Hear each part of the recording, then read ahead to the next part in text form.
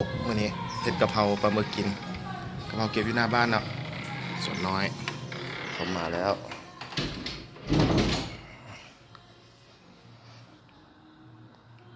มาเนาะกะเพราค่อย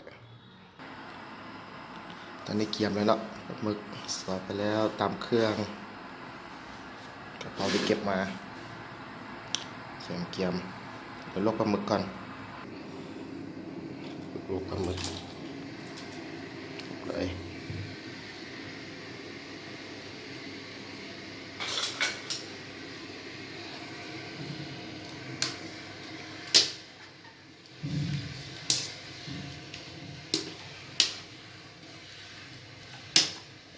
สวยงามสวยงาม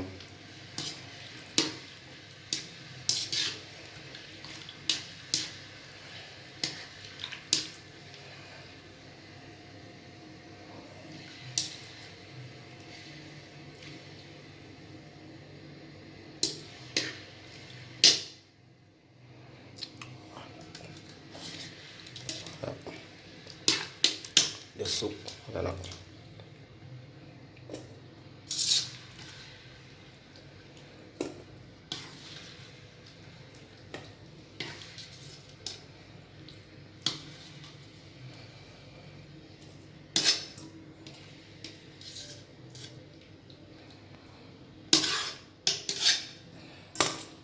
ประมาณนี้เนาะมาเริ่มผัดเลย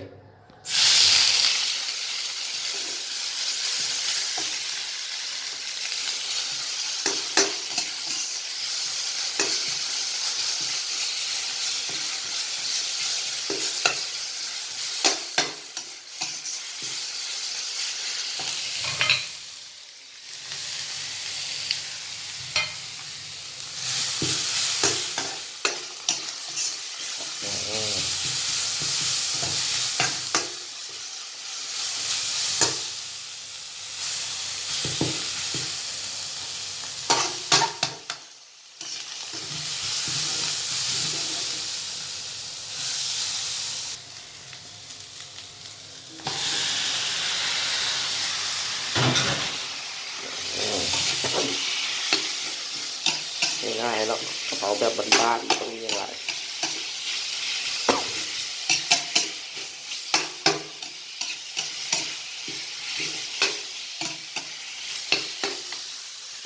แล้ว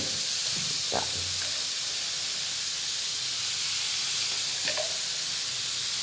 บวงละหวานรอบวงอะไรวะ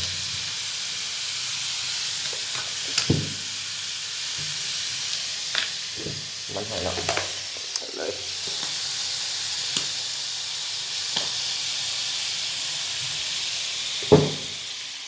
ซีอิ๊วเลยสีเขียว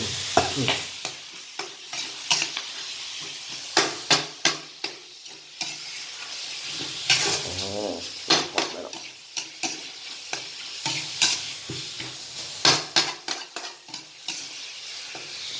เล็กๆใส่ลงไปเพิ่มสีสัน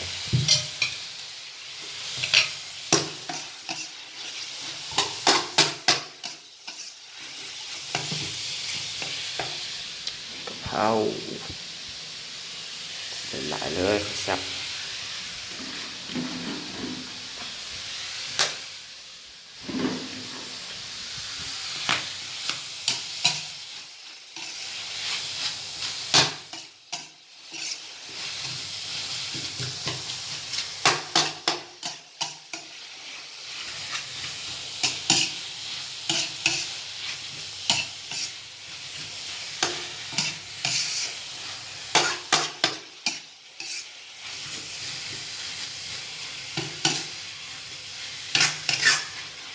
ร้อยเนาะกะเพราร้อยเนาะตักใส่จานเลย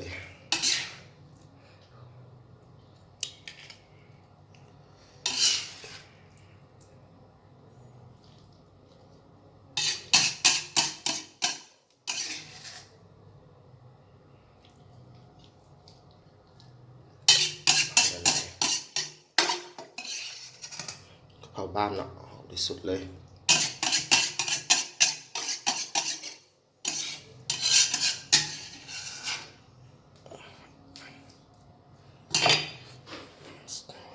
ฮอดเนาะเป็นของแก้มก็ได้ของกับข้าวแซ่บ